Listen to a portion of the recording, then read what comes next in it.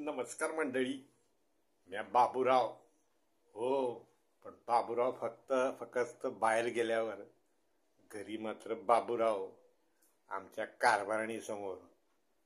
कारभारीण म्हणजे आमची गंगी. झकासबाई आहे, खसाक आहे. तिच्या समोर उभं राहणं खूप कठीण आहे, पण मनाने लय चांगली आहे, अगदी मजावाणी. तसं काय मी बाजारहाट कधी करत नाही, पण आज आमची गंगी सकाळीच आली माझ्याजवळ. म्हणते कशी, बाबू माझं एक काम वाईस करणार का? आता म्हटलं ही एवढी गुलू बोलतीये, काय काम आहे हिचं? तर म्हणते कशी, बाजारात जायचं आणि भरताची वांगी घेऊन यायची. म्या लावला डोक्याला हात. अरे कधी तो बाजारहाट केला नाही, ही तिकडे दौडते. पण म्हटलं जाऊया बाया, नाही तर काय खरं नाही.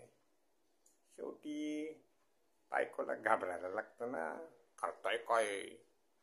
मग गेलो बाजारात, मंडईत शोधतोय कुठं काय भाजीवाला चांगलं आहे का. एका ठिकाणी गेलो, त्याला म्हटलं बाबा मला भरताची वांगी दे. तो म्हणतो आमच्याकडे भरताची वांगी नाही आहेत. मग म्हटलं रामाची दे, लक्ष्मणाची दे.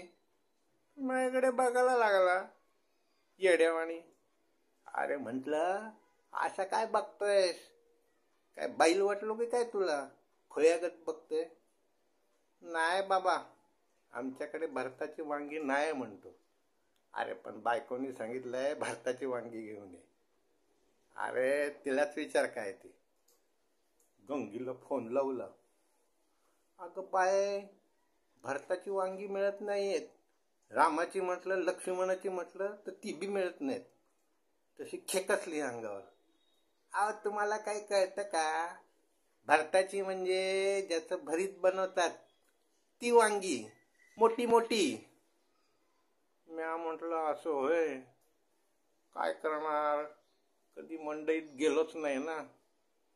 आणतो बाया. शेवटी दुसरा पर्याय नाही, नाही तर घरी काय खरं नाही. जातो.